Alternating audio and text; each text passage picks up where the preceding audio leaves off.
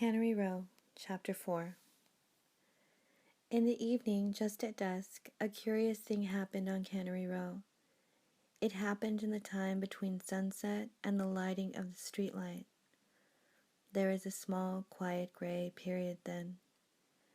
Down the hill, past the Palace Flophouse, down the chicken walk and through the vacant lot came an old Chinaman. He wore an ancient, flat straw hat, blue jeans, both coat and trousers, and heavy shoes of which one sole was loose so that it slapped the ground when he walked. In his hand he carried a covered wicker basket. His face was lean and brown and corded as jerky, and his old eyes were brown. Even the whites were brown and deep set so that they looked out of holes.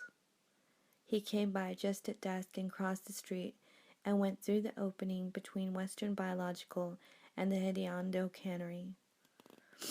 Then he crossed the little beach and disappeared among the piles and steel posts which support the piers. No one saw him again until dawn. But in the dawn, during that time when the street light has been turned off and the daylight has not come, the old Chinaman crept out from among the piles, crossed the beach and the street. His wicker basket was heavy and wet and dripping now. His loose sole flapped on the street.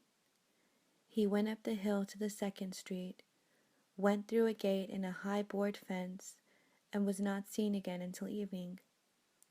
People sleeping heard his flapping shoes go by, and they awakened for a moment. It had been happening for years, but no one ever got used to him. Some people thought he was God, and very old people thought he was Death, and children thought he was a funny old Chinaman, as children always think anything old and strange is funny. But the children did not taunt him or shout at him, as they should have, for he carried a little cloud of fear about him. Only one brave and beautiful boy of 10 named Andy from Salinas ever crossed the old Chinaman. Andy was visiting in Monterey, and he saw the old man and knew he must shout at him, if only to keep his self-respect. But even Andy, brave as he was, felt the little cloud of fear. Andy watched him go by evening after evening while his duty and his terror wrestled. And then one evening, Andy braced himself and marched behind the old man, shrieking in a shrill falsetto, "Ching chong, Chinaman sitting on a rail, long came a white man and chopped off his tail." The old man stopped and turned. Andy stopped. The deep brown eyes looked at Andy, and the thin corded lips moved. What happened then Andy was never able to either explain or to forget, for the eyes spread out until there was no Chinaman, and then it was one eye, one huge brown eye as big as a church door. Andy looked the shiny, transparent brown door, and through it he saw a lonely countryside, flat for miles but ending against a row of fantastic mountains, shaped like cows and dogs, heads and tents of mushrooms. There was low, coarse grass on the plain, and here and there a little mound, and a small animal like a woodchuck sat on each mound.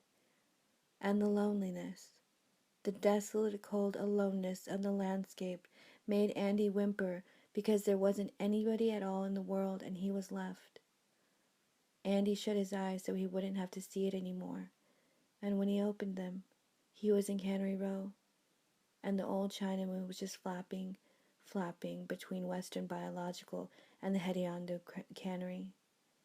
Andy was the only boy who ever did that, and he never did it again.